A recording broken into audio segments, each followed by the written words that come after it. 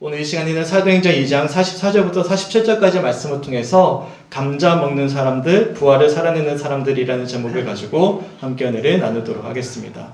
저는 한 주 동안 말씀을 묵상하면서 과연 부활 이후에 제자들에게 보였던 첫 번째 반응은 무엇이었을까? 변화의 모습은 무엇이었을까가 참 궁금했어요. 그리고 묵상이 좀 필요했습니다. 왜냐하면 우리가 부활절이 지나고 나면 사실 부활과 관련 없는 삶을 살아내지 않습니까? 부활절이 되면 열심히 부활절을 준비하고 계란을 포장하고 전도도 하고 그렇게 분주하게 일을 하는데 막상 부활절이 지나고 나면 부활절은 사라집니다. 부활이라는 개념이 사라지고 그냥 평소처럼 살아낼 때가 얼마나 많이 있는지 모릅니다. 어떻습니까? 우리 성축교회 성도들은 한 주 동안 부활을 살아내셨습니까? 아니면 부활절만 기념을 하셨습니까? 그래서 개인적으로 저는 이번 주 내내 부활의 의미를 계속 이어가기 위해선 어떠한 우리 성도들에게 자극이 필요할까? 부활 이후로 보인 제자들의 변화된 모습들은 과연 어떤 모습들이 있었을까? 그리고 이를 통해서 무엇을 깨닫고 어떠한 결단을 해야만 할까? 고민하고 묵상을 했습니다. 우리 성도들 어떻게 생각하십니까? 우리가 분명히 예수님의 제자들이 부활을 경험하고 변화되는 모습들을 우리가 알고 있지 않겠습니까? 그러면 그 제자들이 인격적으로 예수를 만나고 나서 어떠한 변화의 모습들을 보여왔습니까? 혹시 기억나시는 내용들이 있으십니까? 제자들이 예수의 부활을 경험하고 어떻게 변화되었죠? 맞습니다. 성도들이 생각하는 것처럼 제자들이 개인이 변화되어졌어요. 기도의 사람으로 변화되어졌고요. 또한 말씀을 선포하는 사람으로 변화되어졌습니다. 우선 제자들은요, 가룟 유다가 지금 죽었잖아요. 자살했잖아요. 그 결혼을 채우기 위해서 제비뽑기로 마띠아를 선출했습니다. 그리고서 사도행전 2장을 보시면 간절히 기도하던 제자들이 함께 사도행전 2장 2절의 표현처럼 기도하는 도중에 하늘로부터 강한 바람 같은 소리가 나더니 기도하는 제자들 위해 성령이 강력하게 임재하는 사건을 우리가 보게 됩니다. 그들은 각기 다른 방언으로 기도합니다. 그리고 모두 다 아는 것처럼 놀라운 하나님의 역사하심의 은혜가 그들의 삶 가운데 이제 일하기 시작되어지는 것이죠. 이것을 우리가 오순절 마가 다락방의 사건이라고 합니다. 그리고 이후부터 보인 제자들의 모습이 너무나 놀라웠습니다. 예수님께서 처형당하실 때 다들 두려워서 뿔뿔이 도망쳐버렸던 제자들이었죠. 심지어 부활의 예수님을 만났음에도 불구하고 너무나 두려워서 문을 꽁꽁 걸어 잠그고 사람들이 우리를 어떻게 보나 경악만을 살피던 그런 제자들이었어요. 그런데 놀랍게도 부활을 진짜로 체험하고 성령 충만함을 입었던 제자들의 모습이 완벽하게 변화됩니다. 얼마 전까지도 예수를 십자가에 못 박게 만들었던 당사자들이죠. 유대인들 앞에 서서요. 그것도 작은 소리가 아닙니다. 아주 큰 소리로 너희가 예수를 십자가에 못 박았다. 그들의 잘못을 지적하는 설교를 아주 강력하게 선포하는 완전히 담대히 변한 모습을 우리가 보게 됩니다. 놀라운 변화이죠. 이처럼 다들 아시다시피 부활을 경험한 제자들이 보인 첫 번째 변화의 모습은 제자들 모두 다 기도하는 사람이 되었고요. 담대히 말씀을 선포하는 사람이 되었습니다. 그리고 근원적으로 성령의 충만함을 입은 진정한 예수의 제자로 새롭게 발돋움하는 모습을 우리가 보게 돼요. 그런데 저는요, 한 주 동안 묵상을 하는데 이런 개인적인 변화에서 조금 더 확장이 되어지더라고요. 그러니까 한 개인이 제자가 예수 만나고 변화되었다. 여기까지는 우리가 너무나 잘 알고 있고 많이 우리가 소망하는 모습이지만 제게 주신 감동은 단순히 제자 한 개인의 변화에만 주목하지 않게 하셨습니다. 당연히 부활을 체험한 제자들은 모두 다 놀라운 변화의 모습을 보였습니다. 하지만 더 놀라운 사실이 있어요. 부활 이후로 시작된 공동체가 있습니다. 무엇입니까? 부활 이후로 뭐가 시작되어졌죠? 바로 교회가 시작되어졌습니다. 그러니까 부활의 가장 확실한 증언은요, 뭐가 시작된 거죠? 부활을 경험한 제자들이 함께 모여 공동체를 이루었고 그 공동체로부터 뭐가 출발하기 시작되어졌냐면 교회가 태동되어졌고 출발되어졌다는 사실입니다. 생각해 보세요. 로마의 병정에 의해 예수님께서 붙잡히실 때 제자들이 어떠한 모습을 보였죠? 혹시 기억하십니까? 대표적으로 마가복음 14장 50절 말씀을 함께 읽어봤으면 좋겠습니다.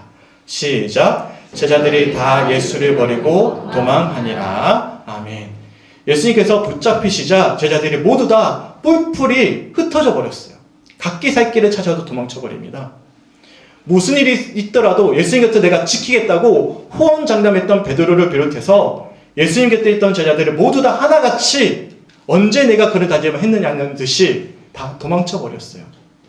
더군다나 예수님께서 십자가에 처형당하실 당시에도요, 어떤 제자만 남아있었죠?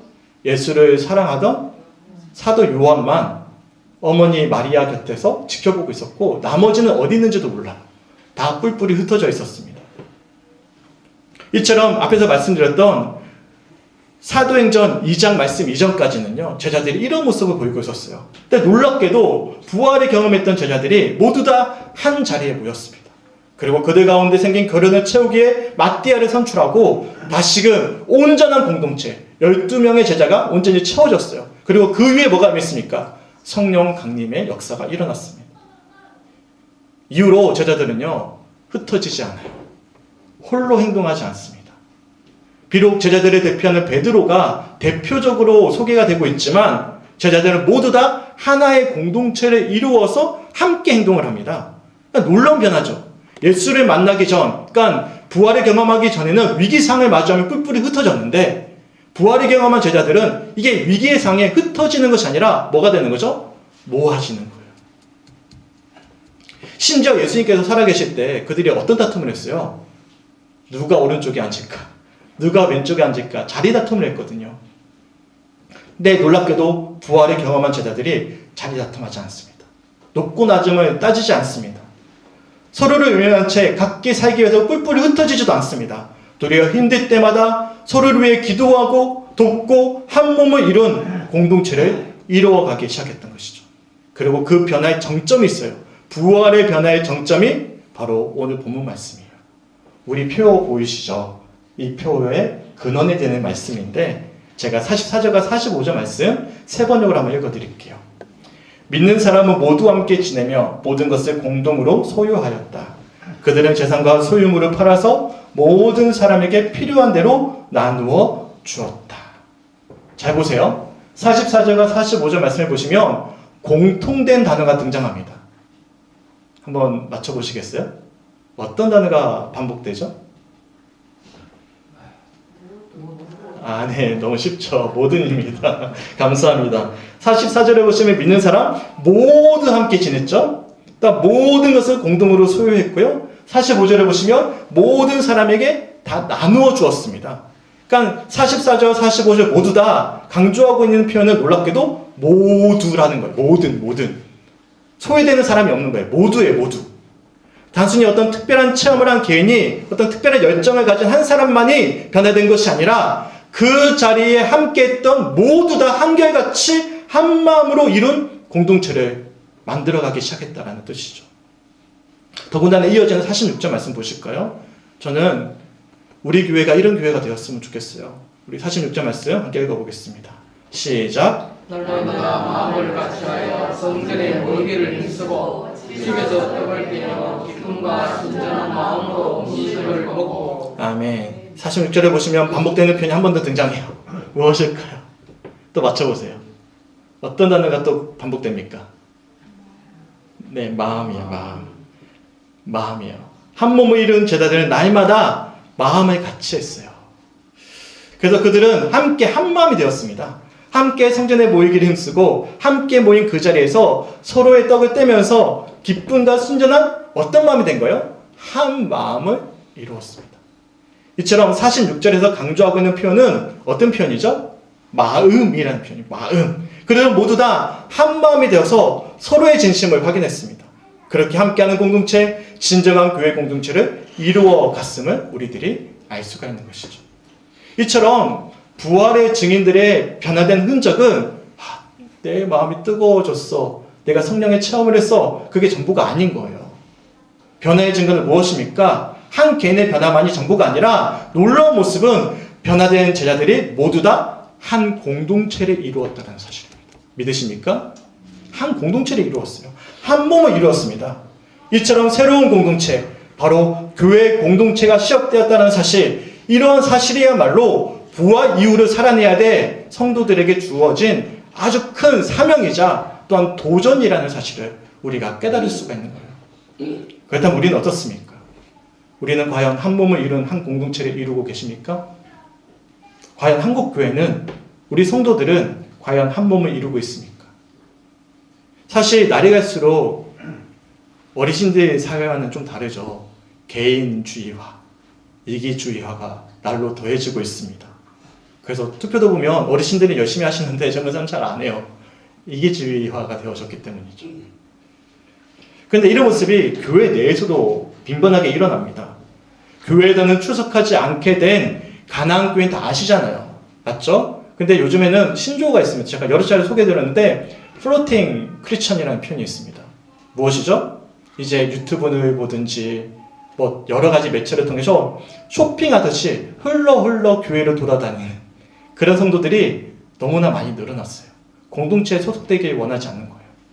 그냥 나 은혜 받으면 되지 뭐. 굳이 내가 공동체에 들어가서 불편함을 감수할 필요가 있을까? 교회 공동체성이 얼마나 큰 위기에 지금 처해 있는지 모릅니다. 더군다나 성도들도 마찬가지예요. 예배 가운데 은혜를 받고 싶어 합니다. 근데 헌신을 요구하잖아요. 그러면 강요한다고. 헌신을 강요한다고 불편해합니다. 우리 전도사님들 여러 계시잖아요. 경험해 보셨을 텐데 좀 부탁을 하면 아, 왜 강요하냐고, 부담스럽다고 거절하는 것이 모습이죠. 그래서 안타깝게도요, 우리 교회는 축복된 교회예요. 우리 권사님들이 헌신해 주셔서 식사하고 있잖아요. 코로나19로 식사하지 않는 교회가 부지기수입니다. 왜요? 봉사할 인원이 없는 거예요. 봉사하지 않으려 하는 거예요. 그리고 해야만 하면 어떻게 하냐면 큰 교회들은요, 출장 부패를 매주마다 부릅니다. 부패를 불러서 해요.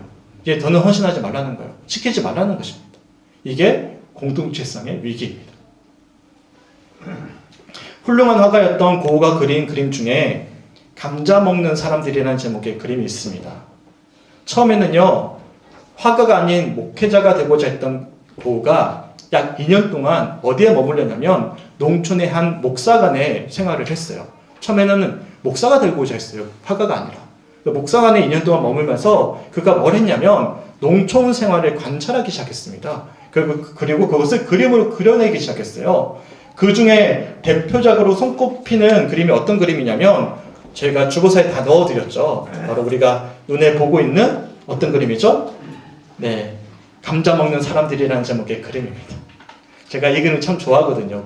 고의 초기작이고요. 처음에는 너무나 투박하다고 가치를 못 알아봐준 그 그림 중에 하나예요. 근데 저는 이 그림이 참 따뜻하게 보이거든요. 그래서 오늘 말씀에 좀 적용하고자 하는데요. 우리가 온종일 들판을 헤매면서 농부들의 고단한 삶을 그리기 위해 애를 썼어요. 그리고 돌아오는 길에 평소에 친하게 지내던 농촌의 한 농부의 집에 문이 열려 있어서 들여다봤더니 서로 둘러앉아가지고 감자를 나눠 먹는 모습을 보게 된 것이죠. 그것을 눈에 담아서 그린 그림이 지금 앞에 보이는 그림입니다. 어떻습니까? 그런데 이 그림 보시면서 어떤 생각이 드십니까? 감상에는 답이 없거든요. 네, 답이 없어요. 혹시 이 그림 보시면서 어떤 느낌이 드시는지 혹시 자유롭게 한번 저를 도와서 이야기를 해주실 분 계신가요? 아, 이게 어떤 느낌이 드는지. 고단해 보여요. 네, 김신우 권사님은요? 저도 고단해 보여요. 고단해 보여요. 네, 정말 고단해 보이죠. 아가씨만 조금. 아가씨만 조금 얼굴 밝고. 그래서 의도적으로 색감이 어떻죠? 굉장히 어두워요, 맞죠? 그러니까 고단한 농촌 어떤 농부들의 삶을 좀 대변해 주고자 그냥 어둡게 처리를 했어요. 또 어떤 느낌이 드세요?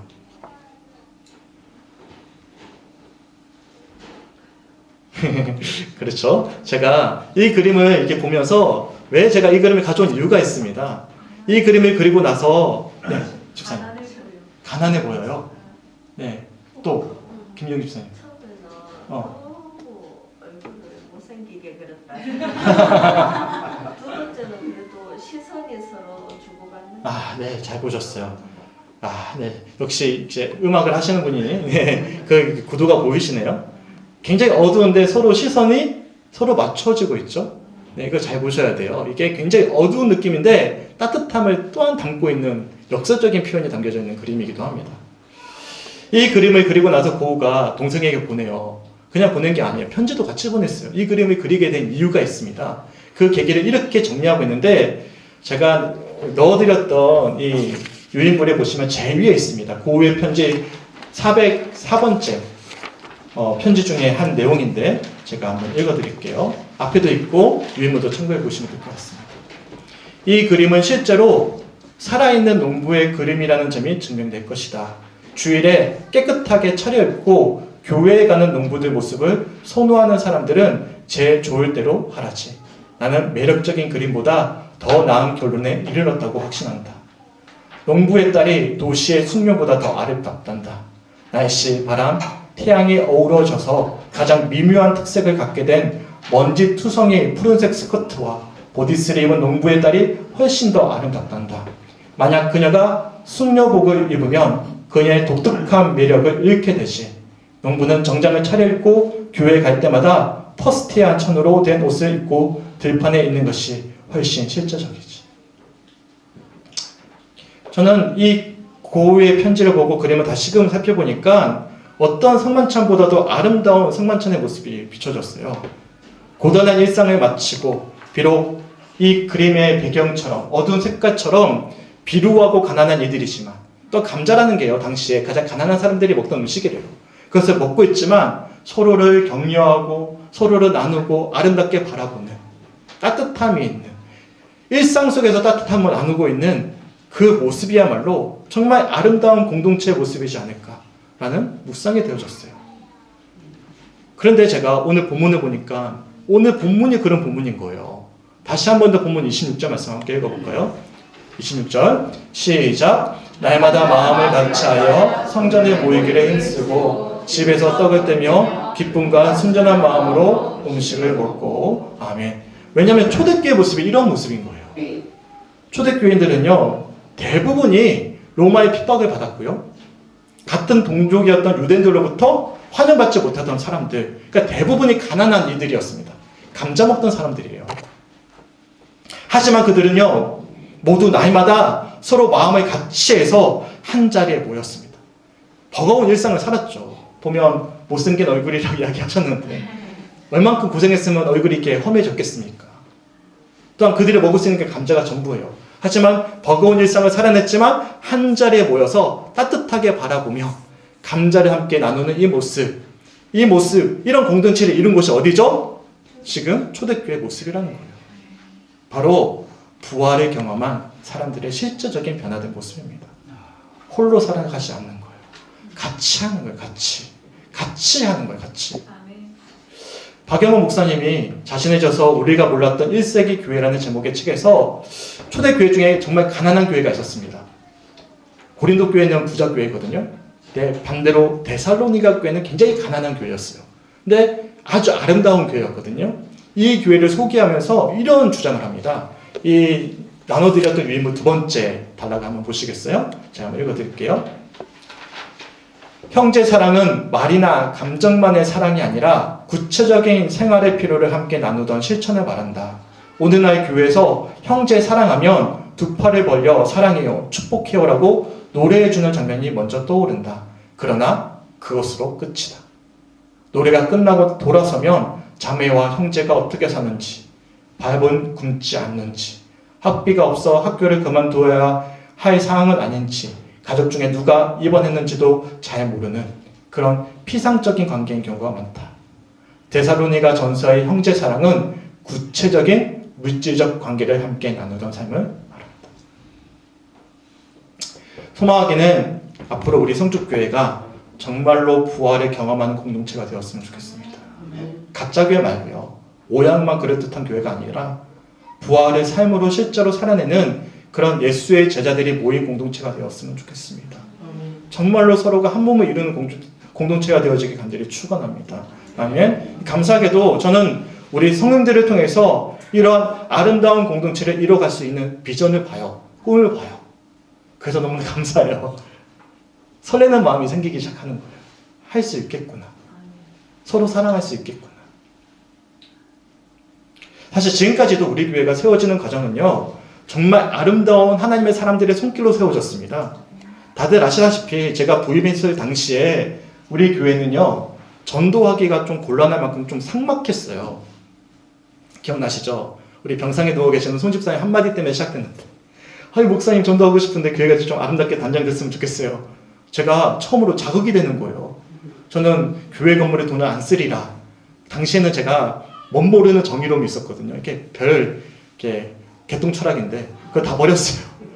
그래가지고 돈을 안 쓰리라 했는데 집사님 한마디에 제가 자극이 되는 거예요. 그럼 기도해보자 했는데 하나님께서 주신 감동은 한번 해보라는 감동이었어요. 그래서 식사 시간에 나눴죠. 그랬더니 한 선생님이 자신도 모르게 피식 웃으셨어요. 기억나시죠?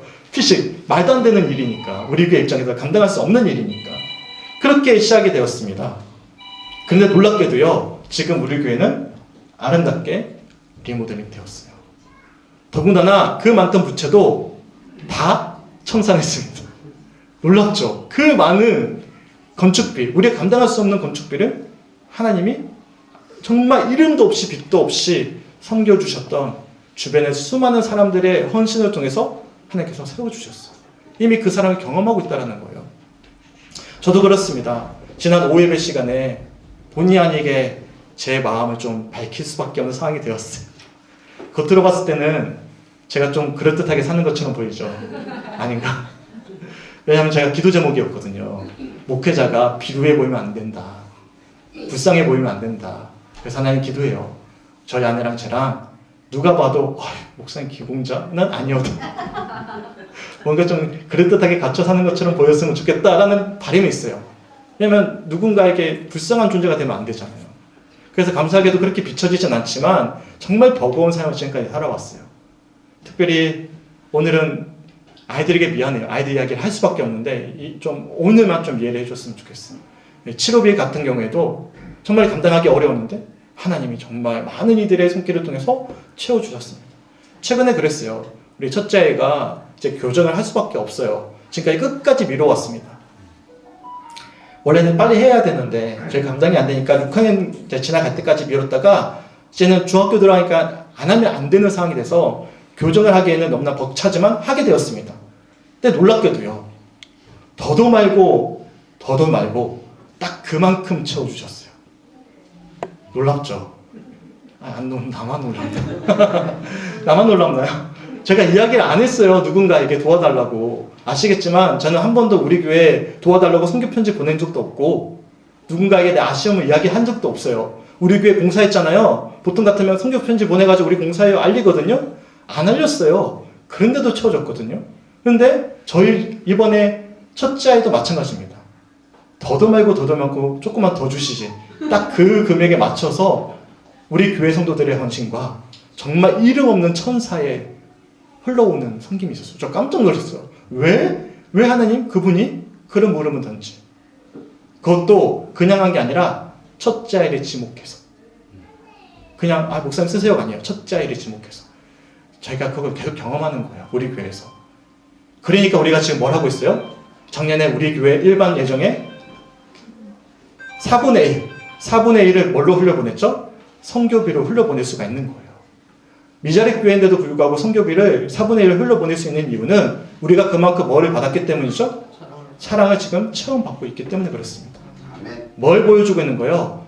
우리 교회는 하나님이 사랑으로 채워주는 교회이자 또한 사랑으로 섬길 수 있는 가능성 있는 교회구나라는 것을 누구를 통해 보냐면 지금까지 우리 교회가 흘러왔던 역사를 통해 볼 수가 있고요. 특별히 이번에 제가 힘겨웠을 때 성도님들의 섬김을 통해서 저는 다시 한 번 더 확인했습니다. 사실 그래요. 대부분의 교회는요. 목회자 사례 대우 때문에 다툽니다. 많이 달라 적게 달라.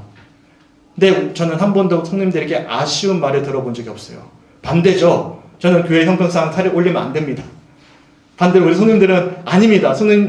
목사님 사례 올려야 됩니다. 그것 때문에 우리가 신랑이를 하지. 반대가 됐죠.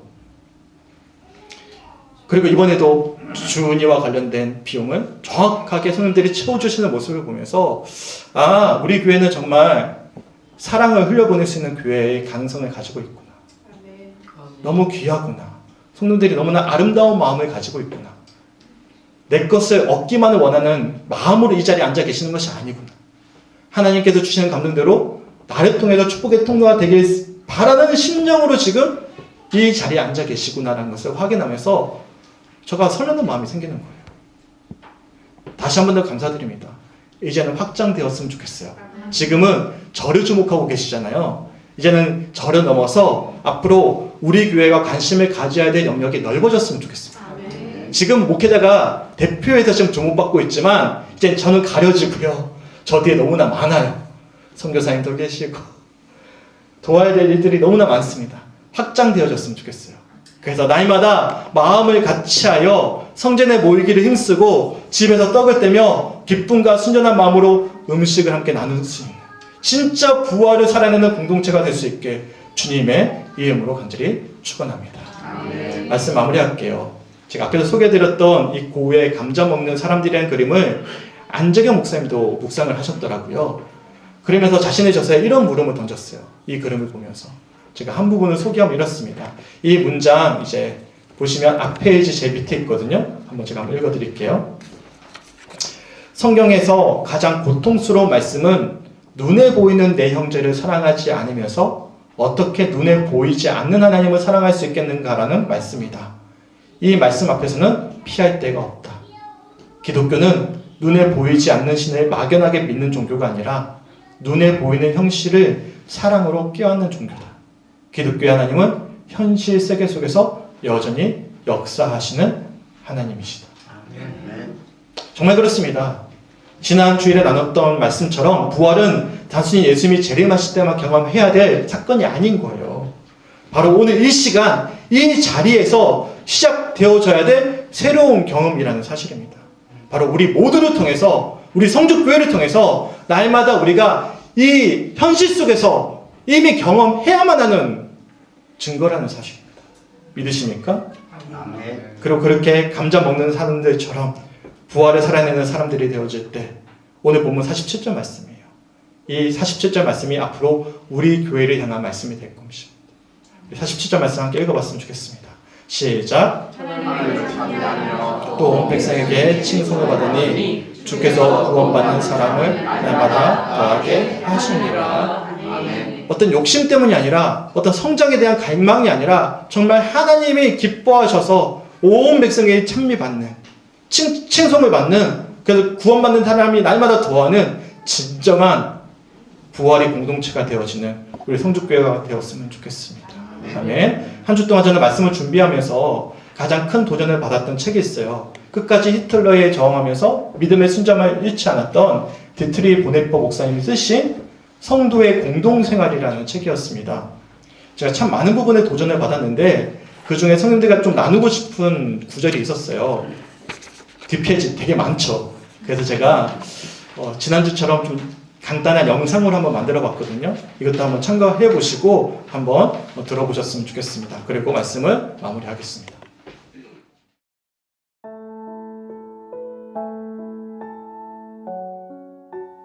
그리스도인의 삶에서와 마찬가지로 그리스도인의 공동체에서도 감사하는 일이 중요합니다. 작은 것에 감사하는 사람만이 큰 것도 받습니다. 우리가 일상의 선물에 감사하지 않기 때문에 하나님께서 우리를 위해 이미 준비해 놓으신 더 큰 영적인 선물을 받지 못합니다. 우리는 이미 주어진 작은 영적인 인식과 체험, 사랑 따위에 감사해서는 안 되며 항상 더 큰 은사만을 열렬히 사모해야 한다고 생각하는 경향이 있습니다. 그러면서 다른 그리스도인에게는 허락된 커다란 확신과 강한 믿음, 풍성한 체험이 자신에게 없다는 사실 앞에 한탄하며 이러한 불평을 경건한 것으로 간주합니다. 우리는 위대한 것을 구하면서 매일의 작은 선물에 대해 감사하는 것을 잊어버립니다. 이처럼 우리가 소속된 그리스도의 공동체에 대해 날마다 감사하지 않고 도리어 모든 것이 우리 기대와는 달리 너무 초라하고 보잘것없다며 불평만 한다면 우리는 예수 그리스도 안에서 우리 모두를 위해 이미 준비해 놓으신 경륜과 부유함을 따라 우리 공동체를 성장시키려는 하나님을 방해하게 됩니다. 그리스도인의 공동체는 마치 성도의 성화와도 같습니다. 그것은 우리가 요구할 수 없는 하나님의 선물입니다. 우리의 공동체가 어떠해야 하는지는 우리의 성화가 그러하듯이 하나님만이 아십니다. 우리에게는 약하고 미천하게 보이는 것이 하나님께는 위대하고 영광스러울 수 있습니다. 우리가 날마다 더욱 감사함으로 우리에게 이미 주신 것을 받는다면 공동체는 날마다 더욱더 견고하게 한결같이 성장해 나갈 것이며 하나님이 기뻐하시는 뜻대로 자라갈 것입니다. 그리스도인의 형제에는 우리가 실현해야 할 이상이 아니라 하나님께서 그리스도 안에서 이루어 놓으신 영적 현실에 참여하는 것입니다. 그러므로 모든 공동체의 근거와 힘과 약속이 오직 예수 그리스도에게 있음을 더 분명하게 인식하며 배우게 될수록 우리의 공동체에 대해 더욱 고요한 마음으로 공동체를 위해 기도하며 소망하는 법을 배울 수 있을 것입니다. 오 형제들이여, 지금 날이 밝아오고 있으니 긴 밤 은혜로 우리를 지키고 보호해 주신 자비로운 하나님께 감사드리세. 주 하나님, 우리 몸을 당신께 드리오니 우리의 말과 행동과 욕망을 당신 마음의 소원대로 이끌어 주시고 우리가 하는 모든 일이 선한 열매를 맺게 하소서. 함께 기도했으면 좋겠습니다. 그거 아시나요? 우리 지금 예배하고 있는 이 우리 성주교회가 하나님 보시기에 우리에게 맡겨주신 가장 최고의 교회라는 사실을 알고 계십니까? 아니신가요? 아멘.